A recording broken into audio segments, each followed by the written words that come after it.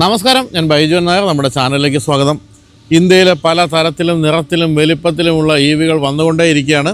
ഓരോ ദിവസവും ഓരോ ബോഡി സ്റ്റൈലും ഓരോ റേഞ്ചും ഓരോ ചാർജിങ് സമയമൊക്കെയുള്ള EVകൾ വന്നുകൊണ്ടിരിക്കുന്നത് കാണുമ്പോൾ സന്തോഷമുണ്ട്. കാരണം ഇന്ത്യ ഇലക്ട്രിക്കായി മാറിക്കൊണ്ടിരിക്കുകയാണ്. അതിന് എനിക്കെന്താണ് ഇത്ര സന്തോഷം ചോദിക്കണം, മറ്റൊന്നുമല്ല, പരിസ്ഥിതി മലിനീകരണം കുറഞ്ഞിരിക്കുമല്ലോ എന്ന് മാത്രമാണ് ആലോചിച്ച്. പ്രത്യേകിച്ച് ഡൽഹി പോലുള്ള വൻനഗരങ്ങളിൽ നമുക്ക് ശ്വാസം പോലും കിട്ടാത്ത രീതിയിലുള്ള മലിനീകരണം നടന്നുകൊണ്ടിരിക്കുമ്പോൾ EVകളുടെ എണ്ണം കൂടുന്നത് തീർച്ചയായിട്ടും ശുഭകരമായ ഒരു കാര്യമാണെന്നാണ് പറയേണ്ടത്. എന്തായാലും ഇത്തരത്തിലുള്ള കാര്യങ്ങൾക്കെല്ലാം തുടക്കമിട്ടത് ഹ്യുണ്ടായ് എന്ന കമ്പനിയാണ്. ഹ്യുണ്ടായുടെ കോനയാണ് ആദ്യത്തെ ഒരു SUV ആയിട്ട് വന്നത്. അതിനുശേഷമാണ് കാര്യമായ രീതിയിൽ ടാറ്റ മോട്ടോഴ്സ് പോലുള്ള കമ്പനികൾ EV വിപ്ലവം ഏറ്റെടുത്തത്. അതിനുശേഷം കിയ വന്നു. ഹ്യുണ്ടായുടെ മറ്റൊരു കമ്പനിയായ കിയ വന്നു. കിയയും EVകളുടെ കാര്യത്തിൽ ഒട്ടും മോശമല്ല. ഏറ്റവും മനോഹരമായ ഏറ്റവും ഫ്യൂച്ചറിസ്റ്റിക്കായ EV നമ്മൾ കണ്ടത് EV6ലാണ്. കിയയുടെ EV6ലായിരുന്നു. അതിനുശേഷം ഇപ്പോൾ വന്നിരിക്കുന്ന ഏറ്റവും പുതിയ മോഡലാണ് EV9 എന്ന നമ്മൾ ഈ കണ്ടുകൊണ്ടിരിക്കുന്ന വലിയ, അതായത് വളരെ ഹ്യൂജായിട്ടുള്ള ഈ ഒരു വാഹനം. പൊതുവെ MPVകളിൽ EV ഇല്ല എന്നൊരു സങ്കടം നിങ്ങൾക്ക് ഉണ്ടായിരുന്നെങ്കിൽ അതിപ്പോൾ മാറുകയാണ്. കാരണം ഏറ്റവും പുതിയ MGയുടെ E9 വരുന്നു, അതുപോലെ തന്നെ ഏറ്റവും പുതിയ EV9 വരുന്നു. അങ്ങനെ ഇഷ്ടംപോലെ വലിയ MPVകളും വന്നുകൊണ്ടിരിക്കുകയാണ്. ഈ വാഹനത്തിൻ്റെ കാര്യത്തിൽ ഏറ്റവും വലിയ പ്രത്യേകത ഇതിൻ്റെ റേഞ്ചാണ്. 561 കിലോമീറ്റർ റേഞ്ചുണ്ട്. വളരെ വലിയ 2 ടണ്ണിലധികം വലിപ്പമുള്ള വാഹനമാണെങ്കിലും 5.63 സെക്കൻഡ്സ് മതി 100 കിലോമീറ്റർ എടുക്കുക എന്നുള്ളതാണ്. തന്നെയുമല്ല, ഏറ്റവും പവർഫുള്ളായിട്ടുള്ള ചാർജർ ഉണ്ടെങ്കിൽ വെറും 24 മിനിറ്റ് കൊണ്ട് ഈ വാഹനത്തിൻ്റെ 80% ചാർജ് എടുക്കാം. ഇത്തരം കാര്യങ്ങളൊക്കെയാണ് ഈ വാഹനത്തെ പറ്റി പറയാനുള്ളത്. അപ്പോൾ എന്തായാലും നമുക്കിനി ഈ വാഹനത്തിൽ ഒന്ന് അടുത്ത് കാണാം, അല്ലേ? കാരണം അന്ന് നമ്മൾ തിരക്ക് പിടിച്ച് ഒരു 10,000 പേരുടെ ഇടയ്ക്ക് കിടന്ന് ഇടിച്ചൊക്കെയായിരുന്നു വാക്ക് ഔട്ട് ചെയ്തതെങ്കിൽ ഇപ്പോൾ ആവശ്യമായിട്ട് നമുക്ക് തുറന്നു തന്നിരിക്കുകയാണ് ഏറ്റവും പുതിയ EV9.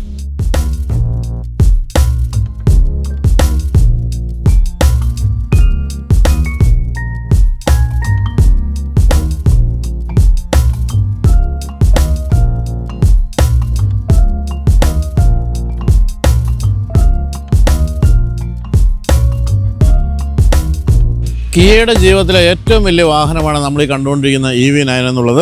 5015 മില്ലിമീറ്റർ നീളവും 3000 മില്ലിമീറ്ററോളം വീൽ ബേസുമുള്ള ഒരു വമ്പൻ വാഹനമാണിത്. അതായത് കിയയുടെ ഫ്ലാഗ്ഷിപ്പ് മോഡൽ എന്ന് തന്നെയാണ് ഈ മോഡലിനെ വിളിക്കേണ്ടത്.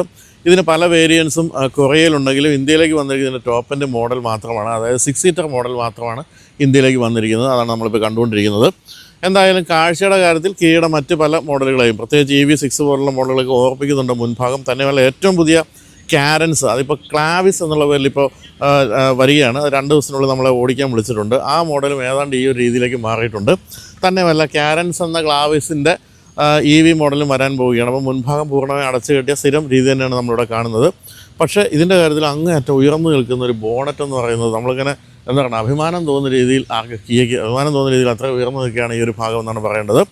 താഴേക്ക് വരുമ്പോൾ ഏറ്റവും രസകരമായ കാര്യം എന്ന് പറയുന്നത് ഹെഡ്ലാമ്പാണ്. ഹെഡ്ലാമ്പ് നമ്മൾ അന്ന്, അതായത് ഇതിൻ്റെ ലോഞ്ചിൻ്റെ ദിവസം ആ ഹോട്ടൽ റൂമിനകത്ത് ഇത് ലൈറ്റ് ഓൺ ചെയ്തപ്പോൾ കണ്ണ് കാണാൻ പറ്റാത്ത അത്രയും വിശാലമായ പ്രകാശം പൊഴിച്ച പല എലമെൻറ്റ്സ് ഉള്ള ഹെഡ്ലാമ്പാണ് കൊടുത്തിരിക്കുന്നത്. അപ്പോൾ ഹെഡ്ലാമ്പിൻ്റെയൊക്കെ രൂപം മാറി വരുന്നത് നമുക്ക് ആദ്യമായിട്ട് കാണാൻ സാധിക്കുന്ന ഈ ഒരു വാഹനത്തിലാണെന്നാണ് തോന്നുന്നത്. ഇവിടെയാണെങ്കിലും കുറേ എലമെൻറ്റ്സ് ഒക്കെ കൊടുത്ത് നല്ല ഭംഗിയാക്കിയിട്ടുണ്ട്. അപ്പോൾ ഇവിടെ പൂർണ്ണമായി അടച്ചു വെച്ചിരിക്കുകയാണെങ്കിലും ആ ഒരു വൃത്തിയോട് മറയ്ക്കാവുന്ന രീതിയിലുള്ള കുറച്ച് LED ലൈറ്റ് എലമെൻറ്റ്സ് ഒക്കെ ഈ ഭാഗത്ത് വന്നിട്ടുണ്ട്. വളരെ നീണ്ട വിശാലമായ LED DRL കാണുന്നത്. അതിപ്പോൾ ഈ സൈഡ് ഇൻഡിക്കേറ്ററായിട്ട് മാറിയിട്ടുണ്ടെന്നേ ഉള്ളൂ. നമ്മളിപ്പോൾ അത് ഓൺ ചെയ്തപ്പോൾ, ഹസാർഡ് ലൈറ്റ് ഓൺ ചെയ്തപ്പോൾ താഴെയായിട്ട് എയർ കർട്ടനൊക്കെ കൊടുത്തിട്ടുണ്ട്. അത് വളരെ സ്മൂത്തായിട്ടുള്ള എയർ പാസേജ് അങ്ങനെ സാധ്യമാകുന്നുണ്ട്. ഈ ഭാഗത്താണെങ്കിലും ഫുൾ ബ്ലാക്ക് അടച്ചു വെച്ചിരിക്കുന്ന പിയാനോ ബ്ലാക്ക് ഫിനിഷുള്ള ഒരു ഭാഗമാണ് താഴെ കാണുന്നത്. അഡാസിൻ്റെ ലെവൽ 2 ഫീച്ചേഴ്സ് ഉള്ളതുകൊണ്ട് തന്നെ ഇവിടെ അതിൻ്റെ സെൻസേഴ്സൊക്കെ അടച്ചു വെച്ചിരിക്കുന്നു. ക്യാമറ പോലുള്ള കാര്യങ്ങളൊക്കെ നമുക്ക് ഇവിടെ കാണാം. ഏറ്റവും താഴെയായിട്ട് ഒരു ബ്രഷ്ഡ് അലൂമിനിയം ഫിനിഷുള്ള ഭാഗമാണ് കാണുന്നത്. അതേ ഫിനിഷ് തന്നെ ഇവിടെ സാധാരണഗതിയിൽ വലിയ LED സ്ട്രിപ്പുകളാണ് ഈ ഭാഗത്തും കൊടുത്തിരിക്കുന്നത്. ആ ഒരു അലൂമിനിയം ബ്രഷ്ഡ് അലൂമിനിയം ഫിനിഷ് തന്നെയാണ്. കിയ എന്ന് കിട്ടാവുന്ന ഏറ്റവും വലിയ ഫോണ്ടിൽ എഴുതി വെച്ചിട്ടുണ്ട്. കാരണം അത്രയും വലിയൊരു വാഹനമാണല്ലോ, അപ്പോൾ ആ ഒരു ഫോണ്ടും വലുതായിരിക്കണമല്ലോ. അപ്പോൾ വളരെ മിനിമലിസ്റ്റിക് ആയിട്ടുള്ള ഒരു ഡിസൈൻ രീതിയാണെങ്കിൽ പോലും എലഗൻസ് ഉണ്ട്. അങ്ങനെ ഉയർന്നു നിൽക്കുകയാണ്. ഞാൻ ഈ പറഞ്ഞ ഈ ഒരു ഭാഗം, അത് നിങ്ങൾക്ക് ക്യാമറയിൽ വ്യക്തമാകുന്നുണ്ടെന്ന് അറിഞ്ഞിട്ടുണ്ട്. ഇവിടെ നിന്ന് ഇങ്ങനെ ഉരുണ്ട് കയറി മുകളിലേക്ക് പോവുകയാണ്. അതാണ് എൻ്റെ ഏറ്റവും ഭംഗിയുള്ളൊരു ഭാഗം എന്ന് പറയുന്നത്, അല്ലെങ്കിൽ ഏറ്റവും പ്രൗഢമായ ഒരു ഭാഗം എന്ന് പറയാവുന്നത്. സൈഡ് പ്രൊഫൈലിലേക്ക് വരുമ്പോൾ നമുക്ക് ഈ ഒരു ഭാഗത്ത് തള്ളി നിൽക്കുന്നത് കൃത്യമായിട്ടും ബോധ്യപ്പെടുമെന്ന് തോന്നുന്നു. അത്രയും മുന്നിലേക്ക് അങ്ങനെ ആ ഒരു പ്രൊജക്ഷൻ നിൽക്കുന്നുണ്ട്. അത് രസകരമായ കാര്യമാണ്. അതുപോലെ തന്നെ ഇതുവരെ കണ്ടിട്ടില്ലാത്ത രീതിയിലുള്ള എയറോ വീൽ എന്ന് വിളിക്കാവുന്ന രീതിയിലുള്ള അലോയ് വീലാണ് കൊടുത്തിരിക്കുന്നത്. 20 ഇഞ്ചിൻ്റെ അലോയ് വീലാണ്. അലോയ് വീൽ എന്ന് വെച്ചാൽ ഇത് EVകൾക്ക് കൊടുക്കുന്ന രീതിയിലുള്ളൊരു ടയർ എന്നാണ് പറയുന്നത്, ഒരു അലോയ് വീൽ എന്നാണ് പറയേണ്ടത്. അപ്പോൾ അവിടെ നിന്നുള്ള എയർ പാസേജ് വളരെ കൃത്യമായി ഇതിൻ്റെ ഇടയ്ക്കൂടെ കയറി ഇറങ്ങി ഏറ്റവും മികച്ച ഒരു എയറോഡൈനാമികത ലഭിക്കുമെന്നാണ് പറയേണ്ടത്. തന്നെയുമല്ല ഇത്തരത്തിലുള്ള വാഹനങ്ങൾ, അതായത് ഇങ്ങനെ നെടുനീളത്ത് ഉയർന്നു നിൽക്കുന്ന ഇത്തരം വാഹനങ്ങൾ തീർച്ചയായിട്ടും എയറോഡൈനാമികത തീരെ ഇല്ലാത്ത വാഹനങ്ങളാണെങ്കിൽ ഇതങ്ങനെയല്ല. 0.28 ആണ് ഇതിൻ്റെ കോഎഫിഷ്യൻ ഡ്രാഗ് എന്ന് പറയുന്നത്. അത്രയും ഗംഭീരമായ എയറോഡൈനാമികതയുണ്ട്. ഈ ഭാഗത്ത് ഉയർന്നു നിൽക്കുന്ന ഈ ഭാഗം പോലും അതിന് ആ ഒരു പിൻബലം കൊടുക്കുന്നുണ്ട് ഡൈനാമികതയ്ക്ക് എന്നാണ് പറയേണ്ടത്. എന്തായാലും ഫുൾ നിറഞ്ഞു നിൽക്കുന്ന ഈ വാഹനത്തിന് ചേരുന്നതിലുള്ള വലിയ വീൽ സൈസ് തന്നെ കൊടുത്തിരിക്കുന്ന രസകരമായിട്ടുണ്ട്. സൈഡിലേക്കൊന്നും വരുമ്പോൾ മറ്റൊരു തരത്തിലുള്ള വലിയ ക്ലാഡിംഗ് ഒന്നും കൊടുത്ത് വൃത്തികേടാക്കിയിട്ടില്ല. ബ്ലാക്ക് നിറമുള്ള വാഹനത്തിന് ബ്ലാക്ക് ക്ലാഡിങ്, താഴെയായിട്ട് മുൻഭാഗത്ത് നമ്മൾ കണ്ട രീതിയിലുള്ള ബ്രഷ്ഡ് അലൂമിനിയം ഫിനിഷും കൊടുത്തിട്ടുണ്ട്. ഫ്ലഷ് ഡോർ ഹാൻഡിലൊക്കെയാണ് കൊടുത്തിരിക്കുന്നത്. അതുകൊണ്ട് തന്നെ സൈഡ് പ്രൊഫൈലിലൊന്നും യാതൊരു തരത്തിലുള്ള ഡിസൈൻ പ്രശ്നങ്ങളും കട്ടുകളും സംഭവിച്ചിട്ടില്ല. സൈഡ് വ്യൂ മിറേഴ്സിനും ബ്ലാക്ക് ഫിനിഷ് കൊടുത്തിരിക്കുന്നു. അതിൽ ഇൻഡിക്കേറ്റർ ഉണ്ട്. മേൽഭാഗത്ത് കൊടുത്തിരിക്കുന്ന ഈ ഒരു റൂഫ് റെയിലിന് പോലും ബ്ലാക്ക് ഫിനിഷ് കൊടുത്തത് എനിക്കിഷ്ടപ്പെട്ടു. ഞാൻ പൊതുവെ അതിൻ്റെ ഒരാളായതുകൊണ്ട്, ബ്ലാക്കിൻ്റെ ആളായതുകൊണ്ട് എനിക്കത് വളരെ ഇഷ്ടപ്പെടുകയുണ്ടായി. ഈ വാഹനത്തിൻ്റെ കാര്യത്തിൽ ഞാനന്ന് നമ്മുടെ വോക്ക് റൗണ്ടിൻ്റെ സമയത്ത് പറഞ്ഞിരുന്നു, ഈ വാഹനം കാർണിവലിൻ്റെ ഒരു EV ആയിട്ടാണ് എനിക്ക് ഫീൽ ചെയ്യുന്നത്. കാരണം ഇതിൻ്റെ സൈസൊക്കെ വളരെ പക്കയാണ്. രണ്ടിനും ഒരേ സൈസാണ്, നീളമായാലും വീൽ ബേസ് ആയാലും എല്ലാം തന്നെ. പക്ഷേ കാർണിവലിൻ്റെ കാര്യത്തിൽ ഏറ്റവും പ്രധാനപ്പെട്ട കാര്യം അതിന് സ്ലൈഡിങ് ഡോറാണെന്നുള്ളതാണ്. പക്ഷേ ഇതിൻ്റെ കാര്യത്തിൽ അങ്ങനെയല്ല, നമ്മൾ സാധാരണ രീതിയിൽ തന്നെയാണ് ഡോറ് തുറക്കുന്നത്. അതൊരു വലിയ മാറ്റം തന്നെയാണ്. സ്ലൈഡിങ് ഡോറാകുമ്പോൾ വളരെ എളുപ്പമാണ് കയറാനും ഇറങ്ങാനും. ഇത്രയും വിലയുള്ളൊരു വാഹനത്തിൽ എന്തുകൊണ്ട് അത് വന്നില്ല എന്ന് ഞാനിങ്ങനെ ആലോചിക്കുന്നുണ്ടായി. ഇനി ഇവിടേക്ക് വരുമ്പോൾ 3 നിര സീറ്റുകളുള്ള വാഹനമായതുകൊണ്ട് തന്നെ വലിയൊരു കോർണർ ഗ്ലാസ്സാണ്. അതങ്ങനെ മേൽഭാഗത്തേക്ക് ഇതിൻ്റെ ഒരു വിൻഡോ ലൈൻ ഉയർന്നു വരുന്നത് വളരെ രസകരമായിട്ടുണ്ട്. ഇവിടെയൊക്കെ ഒരു ബ്ലാക്ക് ഫിനിഷ് ഉൾഭാഗത്തുണ്ട്. പക്ഷേ അത് നമുക്ക് വ്യക്തമാകുന്നില്ലെന്നേ ഉള്ളൂ. ഗ്ലാസ് ഏരിയ ആണെന്ന് തന്നെ നമുക്ക് തോന്നുകയുള്ളൂ. എന്തായാലും പിൻഭാഗത്തേക്ക് വരുമ്പോഴും ടാറ്റയുടെ പുതിയ കാരൻസ് അല്ലെങ്കിൽ ക്ലാവിസ്, അതുപോലെ തന്നെ EV6 എല്ലാത്തിനും ഓർപ്പിക്കുന്നുണ്ട്. EV6നേക്കാളും കുറച്ചുകൂടെ ക്ലീൻ ലൈനുകളൊക്കെയാണ് ഇതിൻ്റെ ഡിസൈനിൽ ഉപയോഗിച്ചിരിക്കുന്നതെന്ന് മാത്രമേ വ്യത്യാസമുള്ളൂ. എന്തായാലും വളരെ നീണ്ട ഒരു ഇൻ്റഗ്രേറ്റഡ് സ്പോയിലറാണ് നമ്മൾ കാണുന്നത്. അതിൽ സ്റ്റോപ്പ് ലാമ്പ് കൊടുത്തിട്ടുണ്ട്. ഇവിടെയൊക്കെ ക്യാമറയാണ് കേട്ടോ, ഇഷ്ടംപോലെ ക്യാമറ. ഈ ഒരു അഡാസ് ലെവൽ 2 ഫീച്ചേഴ്സിൻ്റെ ക്യാമറകൾ, ഷാർക്ക് ഫിൻ ആൻറ്റിന കൊടുത്തിട്ടുണ്ട്. പിന്നെ ഇവിടെ നമ്മൾ മുൻഭാഗത്ത് DRL കണ്ട രീതിയിൽ തന്നെയുള്ള ഒരു ടെയിൽ ലാമ്പാണ് കൊടുത്തിരിക്കുന്നത്. അതിൻ്റെയൊക്കെ ഡിസൈൻ രീതികൾ നല്ല രസമാണെന്ന് മാത്രമല്ല, അതിൻ്റെ എലമെൻ്റ് ഉണ്ട്, എന്ത് ഭംഗിയാണ് ഈ എലമെൻറ്റ്. ആ ഒരു എലമെൻറ്റും ഇതിൻ്റെ ഒരു ഭംഗിയും അങ്ങനെ ത്രസിച്ച് നിൽക്കുന്ന റെഡ് നിറമാണ് കൊടുത്തിരിക്കുന്നത്. വളരെ ഭംഗിയായിട്ടുണ്ട്. EV9 എന്നുള്ള ബാഡ്ജിങ് ഇവിടെ കിയയുടെ ആ മുന്നിൽ കണ്ട പോലെ അത്രയും വലിയ ബാഡ്ജിങ് ഇവിടെയുമുണ്ട്. ഇവിടെ GT ലൈൻ ആണ് ഇതിൻ്റെ ടോപ്പിൻ്റെ മോഡൽ. അത് മാത്രമാണ് ഇന്ത്യയിൽ വന്നിരിക്കുന്നത്, ഞാൻ പറഞ്ഞല്ലോ. അതാണ് ഈ കാണുന്നത്. താഴെയുടെ അത്ര വലുപ്പമൊന്നും ഇല്ലാത്ത ഒരു ബമ്പറാണ് കാണുന്നത്. അതിലും ഈ ഒരു ബ്രഷ്ഡ് അലൂമിനിയം ഫിനിഷ് കൊടുത്തിരിക്കുന്നത് ഭംഗിയായിട്ടുണ്ട്. അപ്പോൾ 3 നിര സീറ്റുള്ള വാഹനമാകുമ്പോൾ തീർച്ചയായിട്ടും 3-ാം നിരയിൽ കഴിഞ്ഞിട്ടുള്ള ബൂട്ട് സ്പേസ് വളരെ കുറവായിരിക്കുമെന്ന് നിങ്ങൾ കരുതുന്നെങ്കിൽ തെറ്റി മക്കളെ, തെറ്റി. ഒട്ടും മോശമല്ലാത്ത ബൂട്ട് സ്പേസാണ് നിങ്ങൾ കാണുന്നത്. 333 ലിറ്റർ ബൂട്ട് സ്പേസാണ് നമ്മൾ കണ്ടുകൊണ്ടിരിക്കുന്നത്. 3 നിര സീറ്റുകൾ ഉയർന്നിരിക്കുന്ന അവസ്ഥയിലാണിതെന്ന് ആലോചിക്കുക. അതിനുശേഷം നമുക്ക് ഓരോരോ സീറ്റായിട്ട് മടക്കി കഴിയുമ്പോൾ എത്രത്തോളം ഉണ്ടാകും സ്പേസ് എന്നുള്ള കാര്യവും മനസ്സിലാക്കുക. ഈ സീറ്റുകൾ നമ്മളിങ്ങനെ ഇലക്ട്രിക്കലി ഫോൾഡ് ചെയ്യാം.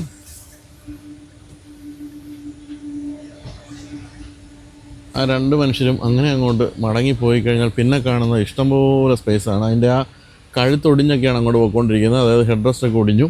ഇനിയും പോരെങ്കിൽ ഇനിയും നിനക്ക് മതിയായില്ലല്ലേ എന്നാണെങ്കിൽ നമുക്ക് മുന്നിലെ സീറ്റുകളും അങ്ങനെ ഫോൾഡ് ചെയ്യാം.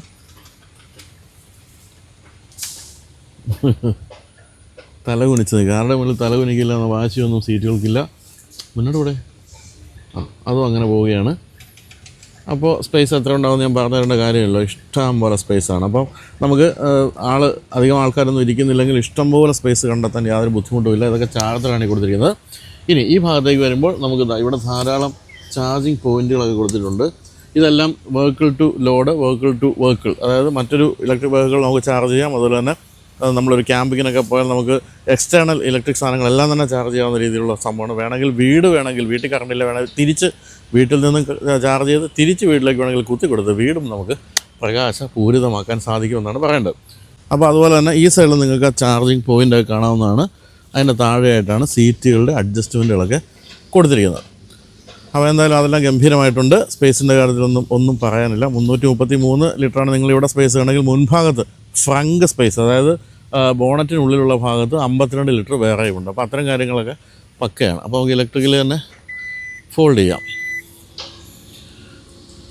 എന്തായാലും കിയ എന്ന വാഹന നിർമ്മാണ കമ്പനിയുടെ ഒരു വിജയം എന്ന് പറയുന്നത്, പണ്ടൊക്കെ നമ്മൾ ഗൾഫിലൊക്കെ പോകുമ്പോൾ ഒരു മനുഷ്യനും കിയ വേണ്ടായിരുന്നു. പിന്നെ കിയയുടെ സ്പോർട്ടേജ് പോലുള്ള വാഹനങ്ങളൊക്കെ വന്നു കഴിഞ്ഞപ്പോൾ ഒരു സെക്കൻഡ് വാഹനമായിട്ട് അല്ലെങ്കിൽ ഭാര്യയ്ക്ക് വാങ്ങിച്ചു കൊടുക്കാം എന്നുള്ള രീതിയിൽ കിയയുടെ വാഹനങ്ങൾ വാങ്ങിച്ചു കൊടുക്കാൻ തുടങ്ങി. അതിനുശേഷം കുറച്ച് കാലം കഴിഞ്ഞപ്പോൾ ഫസ്റ്റ് വാഹനമായിട്ട് തന്നെ വാങ്ങിക്കാൻ തുടങ്ങി. ആ തരത്തിൽ ലോകം കീഴടക്കിയിരിക്കുന്ന ഒരു വാഹനമാണ് കിയ എന്നാണ്, ഒരു കമ്പനിയാണ് കിയ എന്നാണ് പറയുന്നത്. ഇപ്പോൾ നമ്മൾ ലോകത്ത് എവിടെ പോയാലും ഏത് രാജ്യത്ത് പോയാലും കിയയുടെ പ്രസൻസ് അവിടെ ഉണ്ട്. ഹ്യുണ്ടായുടെ സബ്സിഡറി കമ്പനി ആണെങ്കിൽ പോലും ഹ്യുണ്ടായേക്കാൾ കൂടുതൽ വിൽപ്പന പല രാജ്യങ്ങളിലും കിയ നേടുന്നുമുണ്ട്. അത് അവരുടെ ഒരു ഡിസൈൻ്റെ രീതികളും അതുപോലെ തന്നെ ഫീച്ചേഴ്സ്. ഇന്ത്യക്കാരൊക്കെ ഫീച്ചേഴ്സ് എന്താണെന്ന് പഠിപ്പിച്ചതും ഫീച്ചേഴ്സ് തരാൻ മടിച്ചു നിന്നിരുന്ന മാരുതി പോലുള്ള കമ്പനികൾക്ക് ഫീച്ചേഴ്സ് കൊടുക്കടാ എന്ന് പറഞ്ഞിട്ട് തള്ളിവിട്ടതും ഈ കമ്പനിയാണ്. ഇപ്പോൾ മാരുതി ഉൾപ്പെടെയുള്ള എല്ലാ കമ്പനികൾക്കും കിയോടൊപ്പം പിടിച്ചു നിൽക്കണമെങ്കിൽ ധാരാളം ഫീച്ചേഴ്സ് നൽകേണ്ട ഒരു അവസ്ഥയാണ്. അതുകൊണ്ട് തന്നെ തീർച്ചയായിട്ടും ഉപഭോക്താക്കളായ നമുക്ക് അത് വളരെ പോസിറ്റീവായിട്ടുള്ള കാര്യമാണ്. നമ്മൾ കൊടുക്കുന്ന കാശിൻ്റെ മൂല്യത്തിനനുസരിച്ചുള്ള ഫീച്ചേഴ്സ് തരാൻ ഇപ്പോൾ എല്ലാ വാഹന നിർമ്മാതാക്കളും നിർബന്ധിതരായെങ്കിൽ അതിന് കാരണക്കാരായത് കിയ എന്ന ഈ കമ്പനിയും അവരുടെ MG മോട്ടറുമാണെന്നുള്ള കാര്യം നന്ദിയോടെ സ്മരിച്ചുകൊണ്ട് നമുക്കിനി വാഹനത്തിൻ്റെ ഉൾഭാഗത്തേക്ക് പ്രവേശിക്കാം.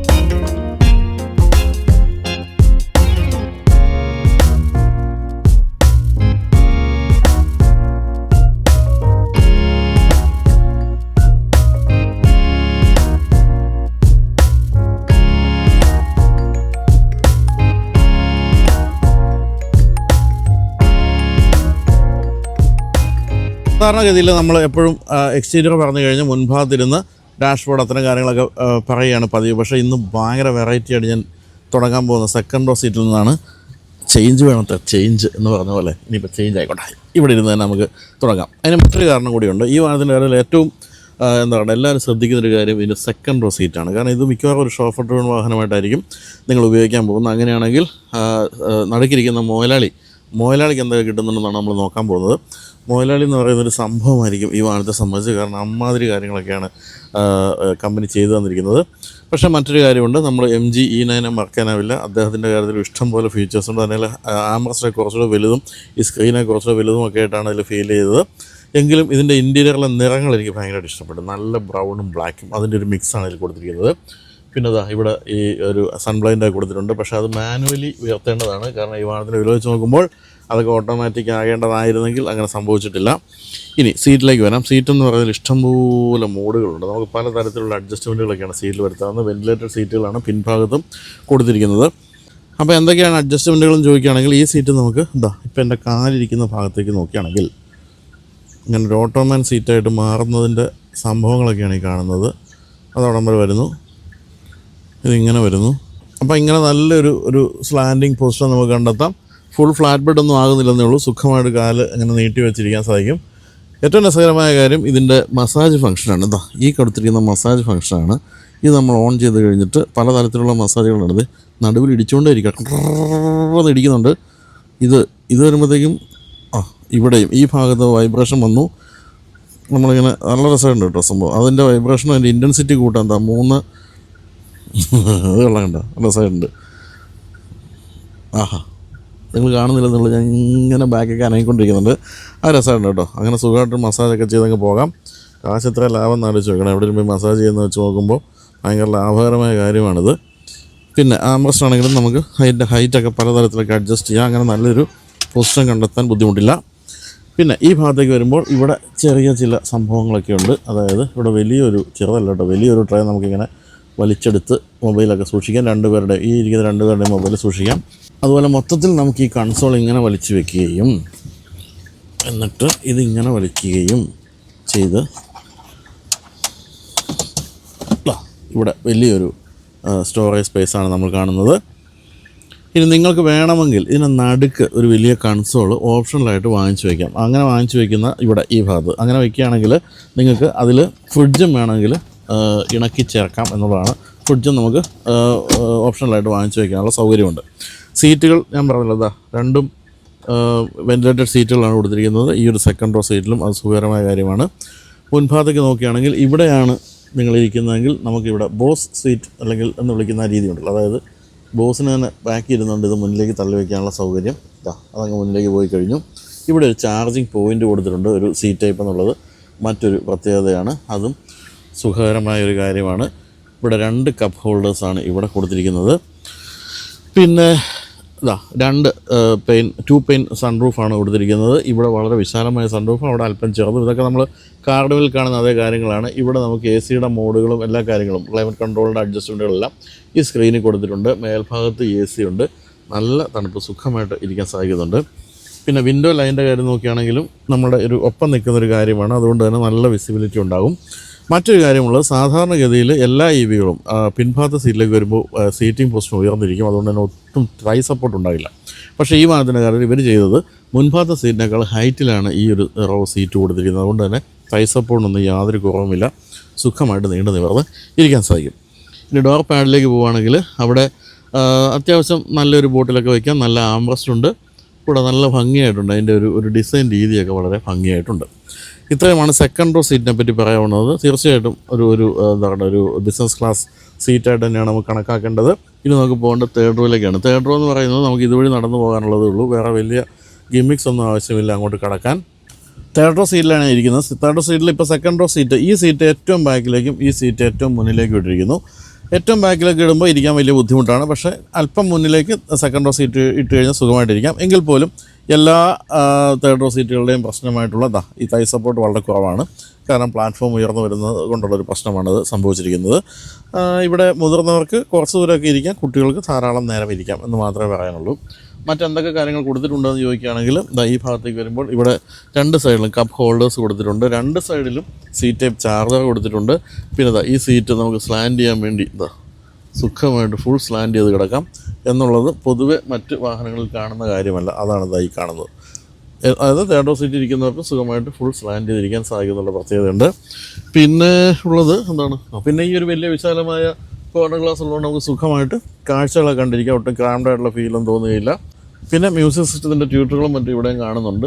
സ്പീക്കറൊക്കെ ഇവിടെ കാണുന്നുണ്ട്. അതുകൊണ്ട് തന്നെ നല്ല മ്യൂസിക്കും ബാക്കിലേക്ക് എത്തും എന്ന് മാത്രമേ പറയാനുള്ളൂ. ഈ ഒരു സൺറൂഫിൻ്റെ പ്രയോജനം ഇവിടെ കൊണ്ട് അവസാനിക്കുകയാണ്. ഏറ്റവും ബാക്കിൽ ഇരിക്കുന്നവർക്ക് അത് കിട്ടുന്നില്ല. എങ്കിലും സൈഡിലെ ഗ്ലാസ് ഏരിയ കാരണം നമുക്ക് നല്ല ഒരു വിശാലമായ സ്പേസിലിരിക്കുന്ന ഫീലൊക്കെ തോന്നുന്നുണ്ട്. അപ്പോൾ എന്തായാലും പ്രാക്ടിക്കലാണ് തേർഡ് റോ സീറ്റെങ്കിലും എല്ലാ വാഹനങ്ങളൊക്കെ പോലെ തന്നെ തൈ സപ്പോർട്ടിൻ്റെ അപര്യാപ്തത തീർച്ചയായിട്ടും മുതിർന്നവരിക്കുമ്പോൾ അനുഭവിക്കുന്നുള്ള കാര്യം സംശയമില്ല. പക്ഷേ നടക്കിരുന്നതിന് സുഖമായിട്ട് കാലം നീട്ടി വെച്ചൊക്കെ ഇരിക്കാം. EV9 മുൻഭാഗത്തിരിക്കുമ്പോൾ നിങ്ങൾക്ക് ആരെങ്കിലും ഓർമ്മ വരുന്നുണ്ടെങ്കിൽ അത് കാർണിവലിനെ തന്നെ ആയിരിക്കും. കാരണം കാർണിവലിൻ്റെ മുൻഭാഗം അല്ലെങ്കിൽ ഡാഷ്ബോർഡിൻ്റെ ഈ ഭാഗമായിട്ട് നല്ല സാമ്യമുണ്ട്. എന്ന് തന്നെയല്ല, നമ്മൾ കാർണിവൽ കാണുന്ന അതേ വലിയ 12.3 ഇഞ്ചിൻ്റെ 2 സ്ക്രീനുകളാണ് ഇവിടെ കാണുന്നത്. ആ സ്ക്രീനുകൾ തമ്മിൽ വിഭജിച്ചുകൊണ്ട് ഒരു 5 ഇഞ്ചിൻ്റെ ഒരു ക്ലൈമറ്റ് കൺട്രോളിൻ്റെ സ്ക്രീനും കൂടെ കൊടുത്തിട്ടുണ്ട്. അതിൻ്റെ ഒരു കുഴപ്പം, നമ്മൾ സ്റ്റിയറിങ്ങിൽ പിടിച്ച് ഓടിച്ചുകൊണ്ടിരിക്കുമ്പോൾ ഇത് ഒരു ഒബ്സ്ട്രക്ഷനാണ് സ്റ്റിയറിങ് ഇത് കാണുന്ന കാര്യത്തിൽ എന്നുള്ളതേ ഉള്ളൂ. അല്ലെങ്കിൽ സംഭവമൊക്കെ വളരെ നീണ്ട ഗംഭീരമായ സ്ക്രീൻ തന്നെയാണ് കൊടുത്തിരിക്കുന്നത്. ഇവിടെ നിങ്ങൾക്ക് കുറച്ചുകൂടി ക്ലിയറായിട്ട് ഈ ഒരു നിറങ്ങളൊക്കെ കാണാൻ സാധിക്കും. ഇവിടെ ഒരു ബ്രൗൺ നിറം, ബ്ലാക്ക് നിറം, അതുപോലെ ഇവിടെ ഒരു ചെറിയ ടെക്സ്റ്റേർഡ് ആയിട്ടുള്ള ഭാഗം അതെല്ലാം കൊടുത്തിട്ടുണ്ട്. അതെല്ലാം വളരെ ഭംഗിയായിട്ടുണ്ട്. പിന്നെ എന്താണ് പറയേണ്ടത്, സെൻട്രൽ കൺസോൾ അത് തന്നെയാണ് ഇതിൻ്റെ ഏറ്റവും വലിയൊരു സംഭവം എന്ന് പറയുന്നത്. വലിയ സെൻട്രൽ കൺസോൾ കൊടുത്തിരിക്കുന്നു താഴെയായിട്ട്. അതുകൊണ്ട് തന്നെ താഴെ സാധനങ്ങൾ സൂക്ഷിക്കാനുള്ള സ്ഥലം കൊടുത്തിട്ടുണ്ട്. ഈ ഭാഗത്തേക്ക് നോക്കുമ്പോൾ ചാർജിങ് പോയിൻറ്റുകളുടെ ചാകരയാണെന്ന് പറയാം. ഇഷ്ടംപോലെ ചാർജിങ് പോയിൻറ്റുകൾ, കൂടാതെ 12 വോൾട്ടിൻ്റെ വലിയൊരു ചാർജിങ് പോയിൻ്റ് അതെല്ലാം അവിടെ കൊടുത്തിരിക്കുന്നു. ഇവിടെ 2 കപ്പ് ഹോൾഡേഴ്സ്, ഇതാണ് ഇതിൻ്റെ കീ കേട്ടോ. ഇതിൻ്റെ അത് വൈറ്റ് നിറത്തിലൊക്കെ കീ കൊടുക്കുക, നല്ല ഭംഗിയായിട്ടുള്ളത്. അപ്പോൾ ഇത് നമുക്ക് വേണ്ടെങ്കിൽ ക്ലോസ് ചെയ്ത് ഇങ്ങനെ വയ്ക്കുകയും ചെയ്യാം, അടച്ചു വയ്ക്കാം. ഇവിടെ നമ്മൾ കാണുന്നത് 360 ഡിഗ്രി ക്യാമറയുടെയും മറ്റും കാര്യങ്ങളാണ്. അതൊക്കെ നല്ല ക്രിസ്പായിട്ടുള്ള രീതിയിലാണ് കൊടുത്തിരിക്കുന്നത്. ഓട്ടോ ഹോൾഡും പിന്നെ പാർക്കിൻ്റെ സെൻസറൊക്കെയാണ് ഇവിടെ കൊടുത്തിരിക്കുന്നത്. ഇവിടെ നമുക്ക് മൊബൈൽ ഫോൺ ചാർജ് ചെയ്യാൻ സാധിക്കും. പിന്നെ ഇവിടെ ചെറിയൊരു സ്റ്റോറേജ് സ്പേസ് കൊടുത്തിരിക്കുന്നു. നല്ല സുഖമായിട്ട് കൈവച്ചിരിക്കുന്ന വിശാലമായ ആംബ്രസ്റ്റാണ് കൊടുത്തിരിക്കുന്നത്. പിന്നെ ഈ ഭാഗത്തേക്ക് വരുമ്പോൾ ആകെ നമ്മൾ ഈ സ്ക്രീനിലല്ലാതെ കാണുന്ന കുറച്ച് ഫിസിക്കൽ സ്വിച്ചുകൾ എന്ന് പറയുന്നത് ക്ലൈമറ്റ് കൺട്രോളിൻ്റെയും പിന്നെ വോളിയത്തിൻ്റെ ഈ സ്ക്രോളർ സ്വിച്ചും കൂടി മാത്രമാണ്. ബാക്കിയെല്ലാം ഈ സ്ക്രീനിലാണ് നമുക്ക് പ്രവർത്തിപ്പിക്കേണ്ടത്. ഇതെല്ലാം വളരെ നിലവാരമുണ്ട്. തന്നെയല്ല കൺസീൽഡ് ആയിട്ടുള്ള AC വെൻറ്റുകളും നല്ല രസമായിട്ടുണ്ട്. അല്പം കൂടി ഒന്ന് കാറ്റ് കുറച്ച് വയ്ക്കാം. സീറ്റുകളാണ് മുൻഭാഗത്ത് നമ്മളെ അമ്പരപ്പിക്കുന്ന കാര്യം. കാരണം നിങ്ങൾ ഈ കണ്ടല്ലോ, മുൻഭാഗത്തെ സീറ്റിന് ഒരിക്കലും നമ്മൾ ഈ ഒരു പൊസിഷനൊന്നും അങ്ങനെ കാണാറില്ല. പക്ഷേ ഈവൻ ഡ്രൈവർക്ക് പോലും ഈ ഒരു കാലിൻ്റെ സപ്പോർട്ടൊക്കെ ഓട്ടോമാറ്റിക്കലി കൈവരുത്താവുന്ന രീതിയിലുള്ള സ്വിച്ചുകളൊക്കെ കൊടുത്തിരിക്കുന്നു. ഹീറ്റഡുമാണ്, അതുപോലെ കൂൾഡുമാണ് സീറ്റുകൾ. അത് ആ ഒരു പ്രത്യേകത ഉണ്ട്. അപ്പോൾ മുൻഭാഗത്ത് പാസഞ്ചർ സൈഡിൽ ഇരിക്കുന്ന ആൾക്ക് പോലും സുഖമായിട്ട് നീണ്ടു നിവർന്ന് കിടക്കാവുന്ന രീതിയിലാണ് സീറ്റിൻ്റെ അഡ്ജസ്റ്റ്മെൻറ്റുകൾ. അത് ഡ്രൈവർക്കും കൊടുത്തിട്ടുണ്ട് എന്നുള്ള കാര്യമാണ് മനസ്സിലാക്കേണ്ട കാര്യം. കൂടാതെ മസാജ്, ചെറിയ രീതിയിലുള്ളൊരു മസാജ് ഫംഗ്ഷനും കൊടുത്തിട്ടുണ്ട്. അതും സുഖകരമായിട്ടുണ്ട്, സുഖമായിട്ടിരുന്ന് പോകാൻ സാധിക്കുന്നുണ്ട്. പിന്നെന്താ പറയാനുള്ളത്? പിന്നെ പറയാനുള്ളത് നമുക്ക് ഡോർ പാഡിലേക്ക് പോകുമ്പോൾ അവിടെ ചെറിയ ബോട്ടിലൊക്കെയാണ് വയ്ക്കാവുന്നത്, വലിയ ബോട്ടിൽ വയ്ക്കാൻ സ്ഥലമില്ല. പിന്നെ അവിടെയൊക്കെ ആണെങ്കിലും അതിൻ്റെ ഒരു രീതികളൊക്കെ രസകരമാണ്. അതിൻ്റെ ഡിസൈൻ രീതികളൊക്കെ രസമുണ്ട്. വലിയ സ്പീക്കർ, അതിൻ്റെ കളർ രസമുണ്ട്. ഒരു എന്താ പറയുക, ഷാമ്പെയിൻ ഗോൾഡാണ് കൊടുത്തിരിക്കുന്നത്. ബ്ലാക്കും ബ്രൗണും ഷാമ്പെയിൻ ഗോൾഡും എല്ലാം കൂടെ വളരെ രസകരമായ ഡിസൈൻ രീതി എന്ന് തന്നെയാണ് പറയേണ്ടത്. ഇനി നമുക്ക് സ്ക്രീനിലേക്ക് വരികയാണെങ്കിൽ, സ്ക്രീനിലേക്ക് വരുമ്പോൾ സത്യം പറഞ്ഞാൽ നമ്മൾ കിയയുടെ കണക്ടിവിറ്റി ഫീച്ചേഴ്സിനെ പറ്റി അധികം പറയേണ്ട കാര്യമില്ല. നമ്മൾ എന്താണ് കണക്ടിവിറ്റി ഫീച്ചേഴ്സ് എന്നൊക്കെ പഠിപ്പിച്ച കമ്പനികളിലൊന്നാണ് കിയ എന്നാണ് പറയേണ്ടത്. എന്തായാലും എല്ലാ തരത്തിലുള്ള 360 ഡിഗ്രി ക്യാമറ പരിപാടികളൊക്കെയാണ് ഈ കാണുന്നത്. വളഞ്ഞും തിരിഞ്ഞും ഒക്കെ ഇഷ്ടംപോലെ സംഭവങ്ങൾ കാണുന്നുണ്ട്. കൂടാതെ നമ്മളിവിടെ കാണുന്നത് ടച്ച് സെൻസിറ്റീവായിട്ടുള്ള സ്വിച്ചുകളാണ്. അത് എഴുതി വെച്ചിട്ടുണ്ടെന്നല്ലാതെ നമുക്ക് കാണുമ്പോൾ പെട്ടെന്ന് മനസ്സിലാകുകയില്ല ഇവിടെ ഇങ്ങനെ സംഭവങ്ങൾ ഒളിപ്പിച്ച് വെച്ചിട്ടുള്ളത്. അതിൽ ഹോം, മാപ്പ്, സെർച്ച്, മീഡിയ അത്തരം കാര്യങ്ങളെല്ലാം കൊടുത്തിട്ടുണ്ട്. ഇപ്പോൾ നമ്മൾ ഹോമിലേക്ക് തന്നെ പോവുകയാണെങ്കിൽ ആപ്പിൾ കാർപ്ലേ, ആൻഡ്രോയിഡ് ഓട്ടോ പോലുള്ള കാര്യങ്ങൾ ഒന്ന് പോയ മോനെ അത്തരം കാര്യങ്ങളെല്ലാമാണ് ഇതിൽ കാണുന്നത്. പിന്നെ voice memo, seat, calendar, sports, valet mode, vehicle diagnostics അത്തരം കാര്യങ്ങളെല്ലാം തന്നെ ഇതിൽ കാണാം. പിന്നെ അപ്പോൾ ഇതിൽ നമുക്ക് വോയിസ് കമാൻഡും ഉണ്ടെന്നുള്ളതാണ് സൂചിപ്പിക്കുന്നത്. പിന്നെ EV മോഡുകൾ കാണുന്ന കാര്യങ്ങളെല്ലാം തന്നെയുണ്ട്. ഞാൻ കുറേ കാര്യങ്ങൾ അതിനെപ്പറ്റി പറയേണ്ട കാര്യമില്ലെന്നാണ് എനിക്ക് തോന്നുന്നത്. കിയയുടെ കാര്യത്തിൽ നമുക്കറിയാം ഇല്ലാത്തതൊന്നും ഉണ്ടാവുകയില്ല എന്നുള്ള കാര്യം. അതായത് ആപ്പിൾ കാർപ്ലേ, ആൻഡ്രോയിഡ് ഓട്ടോ പോലുള്ള കാര്യങ്ങളും പിന്നെ ഗംഭീരമായൊരു മ്യൂസിക് സിസ്റ്റം എല്ലാം ഇതിൽ കൊടുത്തിട്ടുണ്ട്. സ്റ്റിയറിംഗ് വീല് വളരെ ഫ്യൂച്ചറിസ്റ്റിക് ആണെന്നാണ് പറയേണ്ടത്. കാരണം ഡ്രൈവ് മോഡുകൾ നമുക്ക് ഇവിടെ സെലക്ട് ചെയ്യാം. Sport, my drive, normal, eco. ഇതിലേക്ക് വരുമ്പോൾ ടെറൈൻ മോഡുകളാണ്. Snow, mud, sand. അതല്ല ഇതിൽ തന്നെ കൊടുത്തിരിക്കുന്നത് നമുക്ക് വേറെ അന്വേഷിച്ച് പോകേണ്ട സംഭവമൊക്കെ ഇവിടെ തന്നെയുണ്ട്. ഇവിടെ ക്രൂയിസ് കൺട്രോളിൻ്റെ സ്വിച്ചുകളൊക്കെ കൊടുത്തിരിക്കുന്നു. വോളിയത്തിൻ്റെ ഒക്കെ കൺട്രോൾ ഇവിടെ കൊടുത്തിരിക്കുന്നു. പിന്നെ ഇവിടെ കാണുന്നത് പാഡ് ഷിഫ്റ്റേഴ്സ് എന്ന് വേണമെങ്കിൽ നമുക്ക് വിളിക്കാവുന്ന റീജനറേറ്റീവ് ബ്രേക്കിങ്ങിൻ്റെ ഷിഫ്റ്റേഴ്സാണ്. അതായത് നമുക്ക് കൂടുതൽ റീജനറേറ്റീവ് ബ്രേക്കിംഗ് വേണമെങ്കിൽ നമുക്ക് ഈ ഒരു പാഡ് ഷിഫ്റ്റേഴ്സാണ് ഉപയോഗിക്കേണ്ടത്. അതാണ് ഈ കാണുന്നത്. EVയുടെ കാര്യത്തിൽ അത് അങ്ങനെയാണ് പ്രവർത്തിക്കുക, അല്ലാതെ സാധാരണ ഗിയർ ഷിഫ്റ്റ് പോലുള്ള കാര്യങ്ങൾക്ക് വേണ്ടിയല്ല. അതുപോലെ രസകരമായ രീതിയിലാണ് ഡ്രൈവ് സെലക്ട് ഇവിടെ കൊടുത്തിരിക്കുന്നത്. EV എന്നെഴുതിയിരിക്കുന്നത് ഇതാണ് ഇതിൻ്റെ സ്റ്റാർട്ട് സ്റ്റോപ്പ് സ്വിച്ച് കൊടുത്തിരിക്കുന്നത്. ഗിയർ ഷിഫ്റ്റുകളൊക്കെ നമുക്ക് ഈ സൈഡിൽ പിടിച്ചിട്ട് ന്യൂട്രൽ, ഡ്രൈവ് അത്തരം ഷിഫ്റ്റുകളൊക്കെ കൊണ്ടുപോകാൻ സാധിക്കും. പാർക്ക്, ഒരു പ്രസ് ചെയ്ത പാർക്കായി. മുന്നിലേക്ക് വരുമ്പോൾ ഇവിടെയാണ് ആ ഒരു വലിയ മീറ്റർ കൺസോളിൻ്റെ സ്ക്രീൻ നമ്മൾ കാണുന്നത്. 418 കിലോമീറ്റർ ഓടാനുള്ള ഇന്ധനമാണ് ഇതിൽ ബാക്കിയുള്ളതെന്ന് കാണാം. ഡ്രൈവ് പവർ ഡിസ്ട്രിബ്യൂഷൻ പോലുള്ള കാര്യങ്ങൾ, ഗ്രാഫിക്സ് ഒക്കെ അതിൽ കൊടുത്തിട്ടുണ്ട്. എന്തായാലും കിയയുടെ എല്ലാ വാഹനങ്ങളിലും കാണുന്ന രീതി തന്നെയാണ് നമ്മൾ സ്ക്രീനിലൊക്കെ കാണുന്നത്. കൂടാതെ ഹെഡ് അപ്പ് ഡിസ്പ്ലേ കൊടുത്തിട്ടുണ്ട്. 0 എന്നുള്ള അത് നിങ്ങൾ കാണുന്നുണ്ടാകുമെന്ന് കരുതുന്നു. അത് അന്തരീക്ഷത്തിൽ അങ്ങനെ ഹെഡ് അപ്പ് ഡിസ്പ്ലേ ആയിട്ട് നിൽക്കുന്നുണ്ട്. പിന്നെ സീറ്റുകളുടെയൊക്കെ അഡ്ജസ്റ്റ്മെൻറ്റുകൾ, ഹീറ്റ് അഡ്ജസ്റ്റ്മെൻറ്റുകളും മറ്റുമൊക്കെയാണ് ഇവിടെ കൊടുത്തിരിക്കുന്നത്. സൈഡ് വ്യൂ മിറേഴ്സിൻ്റെ ഫോൾഡിംഗ് അഡ്ജസ്റ്റ്മെൻറ്റുകളും മറ്റും ഇവിടെ കൊടുത്തിരിക്കുന്നു. എന്തായാലും ഇവിടെ നിന്നുള്ള വിസിബിലിറ്റിയൊക്കെ നല്ല ഗംഭീര വിസിബിലിറ്റിയൊക്കെയാണ്. അത്തരം കാര്യങ്ങളൊന്നും യാതൊരു പ്രശ്നവുമില്ല. ഒരു വലിയ MPV ആണ് നമ്മൾ ഓടിക്കുന്നത് തോന്നാത്ത രീതിയിലുള്ള വളരെ ലൈറ്റായിട്ടുള്ള കാര്യങ്ങളൊക്കെ തന്നെയാണ് കൊടുത്തിരിക്കുന്നത്. വളരെ താഴ്ന്ന ഡാഷ് ബോർഡും അതിനെ തീർച്ചയായിട്ടും സഹായിക്കുന്നുണ്ട്.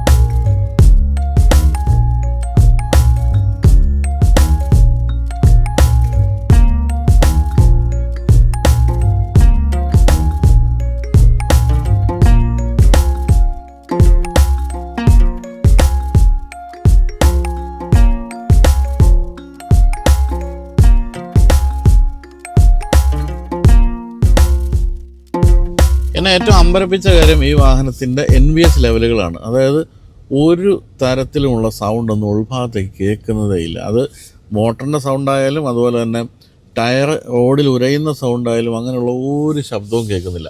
നമ്മളിപ്പോൾ കഴിഞ്ഞ ദിവസം ഗോഹട്ടിയിൽ MG വിൻസറിൻ്റെ ഏറ്റവും പുതിയ EV Pro എന്ന് പറയുന്ന മോഡൽ ടെസ്റ്റ് ചെയ്തപ്പോൾ ഞാൻ ആ വീഡിയോ പറയുന്നുണ്ട്. അതിൻ്റെയൊക്കെ ഉള്ളിലേക്ക് ശബ്ദം കേൾക്കുന്നുണ്ട് എന്ന് പറഞ്ഞാൽ അങ്ങനെ വലിയ മാരകമായ ശബ്ദമല്ല ഉദ്ദേശിക്കുന്നെങ്കിൽ പോലും ടയർ പറയുന്ന ശബ്ദം എന്തൊക്കെയോ ശബ്ദം ഉള്ളിൽ കേൾക്കുന്നുണ്ട്. ഒരു പെട്രോൾ വാഹനം ഓടിക്കുന്ന ഫീലാണ് നമുക്ക് ആ വാഹനം ഓടിക്കുമ്പോൾ കിട്ടുന്നത്. അത് ഒരു തരത്തിൽ നല്ലതാണ്. കാരണം നമ്മൾ തീരെ ജീവനില്ലാത്ത ഒരു എന്താ പറയുക ഒരു ഇലക്ട്രിക് വാഹനം ഓടിക്കുന്ന ഫീലല്ല അത് ഓടിക്കുമ്പോൾ കിട്ടുന്നത്. എങ്കിൽ പോലും അത് NVH ലെവലുകളുടെ ഒരു അപര്യാപ്തതയായിട്ടാണ് നമ്മൾ കാണേണ്ടത്. ഈ വാഹനത്തിൻ്റെ അടുത്ത് പക്ഷേ അങ്ങനെയല്ല, ഒരു സൗണ്ടും ഇല്ല. വളരെ ഗംഭീരമായൊരു ഡ്രൈവാണ് സമ്മാനിക്കുന്നത്. അതോടൊപ്പം തന്നെ ഒന്നാമതിന് സസ്പെൻഷനും ഈ ഒരു വാഹനത്തിനുണ്ട്. നമ്മൾ ഇത്തരത്തിലുള്ള വാഹനങ്ങൾ ഓടിക്കുമ്പോൾ നമ്മൾ പ്രതീക്ഷിക്കുന്നത് ഇതിൽ എയർ സസ്പെൻഷൻ ഉണ്ടെന്നായിരിക്കും. പക്ഷേ എയർ സസ്പെൻഷൻ ഇല്ല. എങ്കിൽ പോലും ഇതിൻ്റെ സാധാരണ സസ്പെൻഷൻ ആണെങ്കിൽ പോലും നമുക്ക് എയർ സസ്പെൻഷൻ്റെ ഫീൽ കിട്ടുന്നുണ്ട്. എങ്ങനെയാണെന്ന് എനിക്ക് അറിഞ്ഞുകൂടാ. അത്ര ഗംഭീരമായ ട്യൂണിംഗ് ആണ്. മറ്റൊരു കാര്യമുള്ളത് ഇത്രയും ഹെവി ആയിട്ടുള്ള ബാറ്ററി പാക്ക് ഉള്ളതുകൊണ്ടും അത് താഴെ വിരിച്ചിട്ടിരിക്കുന്നുണ്ട്. അമേസിങ് റോഡ് ഗ്രിപ്പാണ് കിട്ടുന്നത്.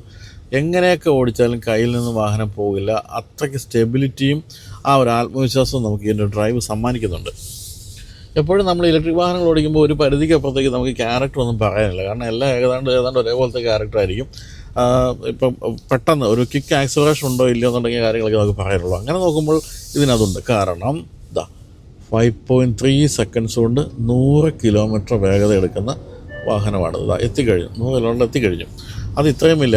2.3 ടണ്ണുള്ളൊരു വാഹനം അത്രയും വേഗം 100 കിലോമീറ്റർ വേഗത എടുക്കുന്നതെന്ന് പറയുന്നത് ചെറിയ കാര്യമല്ല. പിന്നെ അഡാസിൻ്റെ എല്ലാ ഫീച്ചേഴ്സും ഉണ്ട്. ലെവൽ 2 ഫീച്ചേഴ്സ് എല്ലാം ഉള്ളതുകൊണ്ട് തന്നെ അതിനെപ്പറ്റി കൂടുതൽ പറയേണ്ട കാര്യമുണ്ടെന്നില്ല. അതുകൊണ്ട് ബ്രേക്കിംഗ് പോലുള്ള കാര്യങ്ങളെല്ലാം പക്കയാണ്. അല്ലെങ്കിൽ തന്നെ ഗംഭീരമായ ബ്രേക്കിംഗ് ഈ വാഹനത്തിന് കൊടുത്തിട്ടുണ്ട്. സാമാന്യം നല്ല പവറുള്ള ഇലക്ട്രിക് വാഹനങ്ങളുടെ കാര്യത്തിൽ നമ്മൾ ഏറ്റവും അധികം ആഗ്രഹിക്കുന്നത് അതിന് ഓൾ വീൽ ഡ്രൈവ് ഫെസിലിറ്റി വേണമെന്നുള്ള കാര്യമാണ്. കാരണം EVകൾ എന്ന് പറയുന്നത് ഈ ഒരു മോട്ടറിൽ നിന്നുള്ള എഞ്ചിന് പകരം മോട്ടറാകുമ്പോൾ അതിനുള്ള ആ ഒരു ടോർക്കിൻ്റെ ഒരു തിരതള്ളലുണ്ടല്ലോ. അതുകൊണ്ട് തന്നെ കൈവിട്ട് പോകുന്നൊരു അനുഭവം നമുക്ക് പലപ്പോഴും ഉണ്ടാകാറുണ്ട് EVകളിൽ നിന്നും. പക്ഷേ ഒരു ഓൾ വീൽ ഡ്രൈവ് ഉള്ള EV ആണെങ്കിൽ ആ റോഡ് ഗ്രിപ്പ് എന്ന് പറയുന്ന അസാമാന്യമായി നമുക്ക് കിട്ടും. അതോടൊപ്പം തന്നെ റീജനറേറ്റീവ് ബ്രേക്കിങ്ങിൻ്റെ പല ലെവലുകളുണ്ടെങ്കിൽ സംഗതിയെല്ലാം പക്കയായി നല്ല ബ്രേക്കിങ്ങും കിട്ടും. പക്ഷേ 2 മോട്ടറുകളുടെ സെറ്റപ്പുള്ള 2 ആക്സിലും ഓരോ മോട്ടറുള്ള EVകളുടെ സെറ്റപ്പിലാണ് നമുക്ക് എപ്പോഴും ഓൾ വീൽ ഡ്രൈവ് ലഭിക്കുക. പക്ഷേ അത് കുറച്ച് കോസ്റ്റ്ലി ആയിട്ടുള്ള കാര്യമാണ്. അതായത് വാഹനത്തിൻ്റെ വില കൂടാൻ സാധ്യതയുള്ളതുകൊണ്ട് എല്ലാ മോഡലുകളും നമ്മൾ പ്രതീക്ഷിക്കരുത്. പക്ഷേ കിയ ഈ ഒരു വാഹനത്തിൽ 2 മോട്ടറുകൾ നൽകിയിട്ടുണ്ട്. അതുകൊണ്ട് തന്നെ ഹാൻഡ്ലിംഗ് എന്ന് പറയുന്നത് അമേസിംഗ് ആണ്. അതുപോലെ ഗംഭീരമായ സീറ്റിംഗ് പൊസിഷൻ, അതാണ് എടുത്തു പറയേണ്ട ഒരു കാര്യം. വിസിബിലിറ്റി എന്ന് പറയുന്നത് അപാരമാണ്. പ്രത്യേകിച്ച് ഇൻറ്റീരിയറിൽ ബ്ലാക്കും കുറച്ച് ഡാർക്കായിട്ടുള്ള ബ്രൗണും ഉള്ളപ്പോൾ ആ ഒരു കാംഡ് ഫീൽ തോന്നാതിരിക്കാൻ വേണ്ടി ഫുൾ ഗ്ലാസ് ഏരിയ കൊടുത്ത് അതുമെല്ലാം പക്കയാക്കിയിട്ടുണ്ട്. പിന്നെ എല്ലാ തരത്തിലും വളരെ കംഫർട്ടബിളാണ്. സസ്പെൻഷൻ എന്ന് പറഞ്ഞാൽ അടിപൊളിയാണ്. ഇത്രയും വലിയൊരു വാഹനമാകുമ്പോൾ നമ്മളതിൽ പ്രതീക്ഷിക്കുന്നത്, പ്രത്യേകിച്ച് ഈ വിലയുള്ളൊരു വാഹനമാണ് പ്രതീക്ഷിക്കുന്നത് ഇതിൽ എയർ സസ്പെൻഷനാണ്. പക്ഷേ അതൊന്നുമില്ല. അതില്ലെങ്കിൽ പോലും സാധാരണ സസ്പെൻഷൻ പോലും ഒരു എയർ സസ്പെൻഷൻ്റെ ഗുണം ചെയ്യുന്നുണ്ട്. അതെങ്ങനെയാണെന്ന് എനിക്ക് അറിഞ്ഞൂടാ. എനിക്ക് തോന്നുന്നു ഈ ഒരു വെയിറ്റുള്ള വാഹനമായതുകൊണ്ട് ഇതിൻ്റെ സ്റ്റീൽ സ്പ്രിങ്ങുകളൊക്കെ ആ തരത്തിൽ ആക്ട് ചെയ്യുന്നുണ്ടെന്നാണ് തോന്നുന്നത്. പിന്നെ ഈ ഇത്രയും കനത്ത ഒരു ബാറ്ററി പാക്ക് ഉള്ളതുകൊണ്ട് അത് താഴെ ഇങ്ങനെ വിരിച്ചിട്ടിരിക്കുന്നതുകൊണ്ടും റോഡ് ഗ്രിപ്പ് എന്ന് പറയുന്നത് അപാരമാണെന്നാണ് പറയുന്നത്. എങ്ങനെയൊക്കെ നമ്മൾ വളവുകൾ വീശിയാലും ഒന്നും കയ്യിൽ നിന്ന് പോകാത്ത രീതിയിൽ അത്രയും സ്റ്റെബിലിറ്റി നമുക്ക് അനുഭവിച്ചറിയാൻ കഴിയുന്നുണ്ട്. അത്തരം കാര്യങ്ങളൊക്കെയാണ് നമുക്ക് പ്രിലിമിനറി ഈ ഒരു വാഹനത്തിൻ്റെ ക്യാരക്ടറായിട്ട് പറയാവുന്ന കാര്യം. ഇനി കുറച്ച് സാങ്കേതികമായിട്ട് പോവുകയാണെങ്കിൽ ഇപ്പോൾ ഈ ഹ്യുണ്ടായുടെ അതുപോലെ കിയയുടെ എല്ലാം മിക്കവാറും പല വാഹനങ്ങളും നിർമ്മിക്കപ്പെട്ടിരിക്കുന്ന ആ ഒരു GMP എന്ന് പറയുന്ന ആർക്കിടെക്ചറിലാണ് ഈ ഒരു വാഹനത്തിൻ്റെ പ്ലാറ്റ്ഫോം അടക്കമുള്ള എല്ലാം നിർമ്മിക്കപ്പെട്ടിരിക്കുന്നത്. 350 കിലോ വാട്ടിൻ്റെ ചാർജറിൽ പോലും ചാർജ് ചെയ്യാവുന്ന രീതിയിലുള്ള ഒരു ആർക്കിടെക്ചറാണെന്നാണ് പറയേണ്ടത്. അങ്ങനെ ചാർജ് ചെയ്യുമ്പോൾ ഈ വാഹനത്തിന് 10 to 80% ചാർജ് ചെയ്യാൻ വേറെ 24 മിനിറ്റ് മതി. പക്ഷേ ആ ഒരു ചാർജർ കണ്ടുപിടിക്കുക എളുപ്പമല്ല നമ്മുടെ ഇവിടുത്തെ ഒരു സാഹചര്യത്തിൽ. അതുകൊണ്ട് തന്നെ നമ്മൾ അധികം ഉപയോഗിക്കാൻ പോകുന്ന 50 കിലോ വാട്ടിൻ്റെ ചാർജർ ആയിരിക്കും. അങ്ങനെയാണെങ്കിൽ 80% ആകാൻ ഒരൊറ്റ മണിക്കൂർ മതി. പിന്നെ നമ്മൾ സാധാരണ വീട്ടിലൊക്കെയാണ് ചാർജ് ചെയ്യുന്നതെങ്കിൽ ഒരു 9 to 10 hours നമുക്ക് പ്രതീക്ഷിക്കാവുന്നത്. അപ്പോൾ ഇതിലെ ബാറ്ററി പാക്ക് 99.8 കിലോ വാട്ടിൻ്റെ ബാറ്ററി പാക്കാണ്. അതായത് 2 മോട്ടറുകളുണ്ട്. 2 മോട്ടറുകൾക്കും കൂടി വേണ്ട എന്താ പറയുക ചലിക്കാനുള്ള ആ ഒരു ഊർജ്ജം കൊടുക്കുന്നത് ഈ ഒരു 99.8 കിലോ വാട്ടിൻ്റെ ബാറ്ററി പാക്കാണ്. അതിൽ 96 കിലോ വാട്ടും യൂസബിൾ കപ്പാസിറ്റിയാണെന്നാണ് കമ്പനി പറയുന്നത്. അതുപോലെ ഈ ബാറ്ററി പാക്കിൽ ഉപയോഗിച്ചിരിക്കുന്ന നിക്കൽ മാംഗനീസ് കോബാൾട്ട് കെമിസ്ട്രി ആണെന്നാണ് പറയുന്നത്. എനിക്ക് അതിനെപ്പറ്റി കൃത്യമായ വലിയ സാങ്കേതിക വിവരമില്ല. എന്തായാലും മാക്സിമം റേഞ്ച് കിട്ടുന്ന ഒരു മിക്സാണെന്നാണ് പറയുന്നത്. അതുകൊണ്ട് തന്നെയാണ് 561 കിലോമീറ്റർ റേഞ്ച് ഇത്രയും വെയിറ്റുള്ളൊരു വാഹനത്തിൽ കിട്ടുന്നത്. ഇനി പറയേണ്ടത് മോട്ടറിനെ പറ്റിയാണ്. നമ്മുടെ ഇന്ത്യയിൽ ഞാൻ പറഞ്ഞല്ലോ ടോപ്പ് എൻഡ് മോഡൽ മാത്രമാണുള്ളത്. അതായത് dual motor all wheel drive GT line മാത്രമാണ് ഇന്ത്യയിൽ വരുന്നത്. അങ്ങനെയുള്ള 2 മോട്ടറുകളാണ് ഉപയോഗിച്ചിരിക്കുന്നത്. രണ്ടും കൂടി ചേർന്ന് 384 HP ആണ് മാക്സിമം പവർ തരുന്നത്. 700 ന്യൂട്ടൺ മീറ്റർ മാക്സിമം ടോർക്കും തരുന്നുണ്ട്. അപ്പോൾ എന്തായാലും കംഫർട്ട് ലെവലായാലും മറ്റ് ഫീച്ചേഴ്സ് ആയാലും എല്ലാം തന്നെ വളരെ വില കൂടിയ പ്രീമിയം EVയോട് കിടപിടിക്കുന്ന രീതിയിലാണ് കമ്പനി കൊടുത്തിരിക്കുന്നത്. വിലയും അങ്ങനെ തന്നെയാണല്ലോ കൊടുത്തിരിക്കുന്നത്. ഏതൊരു ലക്ഷറി EVയോട് കിടപിടിക്കുന്ന രീതിയിലാണ് വിലയും കൊടുത്തിരിക്കുന്നുള്ള മറ്റൊരു കാര്യം. എങ്കിൽ പോലും കിയ എന്ന് പറയുന്ന വാഹന നിർമ്മാതാവ് നമ്മുടെ മനസ്സിലൊക്കെ വളരെ ചെറിയ വാഹനങ്ങളൊക്കെ നിർമ്മിച്ച് ഒതുങ്ങി കഴിയുന്നൊരു കമ്പനിയാണെന്നുള്ള ഒരു തോന്നൽ മാറിയിട്ടുണ്ടല്ലോ ഇപ്പം. അതായത് ഏത് തരത്തിലുള്ള വലിയ വാഹനങ്ങൾ നിർമ്മിക്കാനും കേപ്പബിൾ ആയിട്ടുള്ള കമ്പനിയാണ് കിയ എന്ന് നമുക്ക് മനസ്സിലാക്കി തരുന്നൊരു വാഹനമായിട്ടാണ് EV9 എനിക്ക് ബോധ്യപ്പെട്ടത്. അപ്പം സെൽറ്റോസോ അല്ലെങ്കിൽ നമ്മുടെ ഏറ്റവും പ്രിയപ്പെട്ട വാഹനങ്ങളാണ് സെൽറ്റോസും അതുപോലെ സോണറ്റും പോലുള്ള വാഹനങ്ങളൊക്കെ. അതൊന്നുമല്ല, അതിനൊക്കെ അപ്പുറത്തേക്ക് വലിയ വാഹനങ്ങൾ നിർമ്മിക്കാവുന്ന ഒരു കമ്പനിയാണെന്ന് നമുക്കിപ്പോൾ EV9 മനസ്സിലാവുന്നുണ്ട്. മറ്റൊരു കാര്യമുള്ളത്, വളരെ വില കൂടിയ സാങ്കേതിക വിദ്യയാണെന്ന് നമ്മൾ കരുതിയിരുന്ന പല സാങ്കേതിക വിദ്യകളും വളരെ ചീപ്പായിട്ട് കൊണ്ടുവന്ന കമ്പനികളാണ് MGയും കിയയും മറ്റും. നമുക്ക് അത്തരത്തിലുള്ള എല്ലാ സാങ്കേതിക വിദ്യയുടെ ഒരു ഷോക്കേസ് ആയിട്ടാണ് EV9 അനുഭവപ്പെടുക. എന്താണ് ഇതിൻ്റെ അതില്ലാത്തതെന്ന് വെച്ചാൽ എല്ലാ കാര്യങ്ങളുണ്ട്. ഞാനിപ്പോൾ വളരെ മോശം വഴി കൂടെ വളച്ചെടുത്തു, പക്ഷേ നിങ്ങൾ അറിഞ്ഞോ? അത് ഇല്ലല്ലോ. അത്രയധികം ഗംഭീര സസ്പെൻഷനാണെന്നാണ് പറയുന്നത്. അപ്പം എല്ലാം കൂടി ചേർന്ന് നല്ലൊരു പാക്കേജാണ്. വിലയുടെ കാര്യം ഫുള്ളി ഇമ്പോർട്ടൻറ്റ് മോഡലായതുകൊണ്ട് നമുക്ക് ഇവരെ കുറ്റം പറയാൻ പറ്റില്ല. കാരണം അതുപോലുള്ള ടാക്സുകളാണ് നമ്മുടെ ഗവൺമെൻറ് ഇമ്പോസ് ചെയ്തിരിക്കുന്നത് എന്നുള്ളതുകൊണ്ടാണ് ഈ വിലയ്ക്ക് മാത്രം വാഹനം എത്തിക്കാൻ ഇവരൊക്കെ ബാധ്യസ്ഥരാകുന്നത് എന്നാണ് പറയേണ്ടത്. എന്തായാലും വലിയ 6 പേർക്ക് സഞ്ചരിക്കാവുന്ന വളരെ കംഫർട്ടബിളായിട്ടുള്ള ഒരു MPV EV നിങ്ങൾക്ക് വേണമെങ്കിൽ ഏറ്റവും നല്ല ഓപ്ഷനായിട്ട് നമുക്ക് EV9 കണക്കാക്കാം.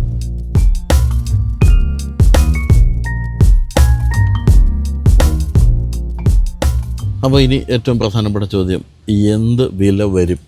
അത് തീർച്ചയായിട്ടും ഇരുന്നു കൊണ്ട് തന്നെ കേൾക്കേണ്ട വിലയാണ്. കാരണം 1.3 crores, 1,30,00,000 രൂപ, കൃത്യമായിട്ട് പറഞ്ഞാൽ 1,29,00,000 രൂപയാണ് ഇതിൻ്റെ എക്സ്ഷോറൂം വില. എന്തുകൊണ്ടാണ് ഇത്രയും വില വന്നതെന്ന് ചോദിച്ചാൽ ഒരു കാരണമേ ഉള്ളൂ. അത് ഈ വാഹനം പൂർണ്ണമായി ഇമ്പോർട്ട് ചെയ്ത് വരുന്നതാണെന്നുള്ളതാണ്. അതായത് ഇത് കൊറിയയിൽ നിർമ്മിച്ച് നേരെ ഇങ്ങോട്ട് കൊണ്ടുവരുന്നതാണ്. ഇതിൻ്റെ ഇടയ്ക്ക് യാതൊരു ഇടപെടലുകളും ഉണ്ടായിട്ടില്ല.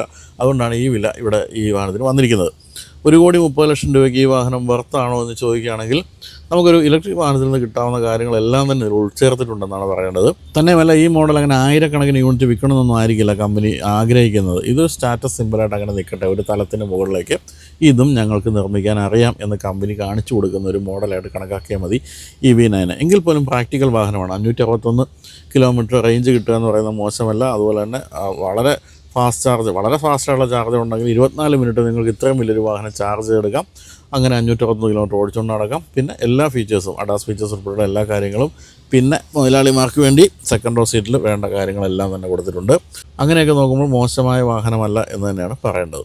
എന്നാലും വലിപ്പത്തിൻ്റെ കാര്യത്തിലും നിങ്ങൾക്ക് യാത്രാ കംഫർട്ടിൻ്റെ കാര്യത്തിലും ഗംഭീരമായ അനുഭവമായിരിക്കും EV9 നിങ്ങൾക്ക് സമ്മാനിക്കാൻ പോകുന്നു. അപ്പോൾ ഇത്രയും പറഞ്ഞുകൊണ്ട് ബൈജു മുതലാളി ഇറങ്ങി പോകാൻ പോവാണ്. കാരണം കുറച്ച് നേരത്തേക്ക് നമുക്ക് ഈ മുതലാളിത്തം കിട്ടുകയുള്ളൂ. അതിനുശേഷം ഇറങ്ങിയിട്ട് നമ്മുടെ പാവപ്പെട്ട കോമറ്റിലേക്ക് കയറി പോകേണ്ടി വരും. അപ്പോൾ ശരി ശ്യാമേ, അപ്പോൾ അവസാനിപ്പിക്കട്ടെ. ബൈജു മുതലാളി പോട്ടെ. ബൈ. വീഡിയോ ഉണ്ടല്ലോ. നന്ദി.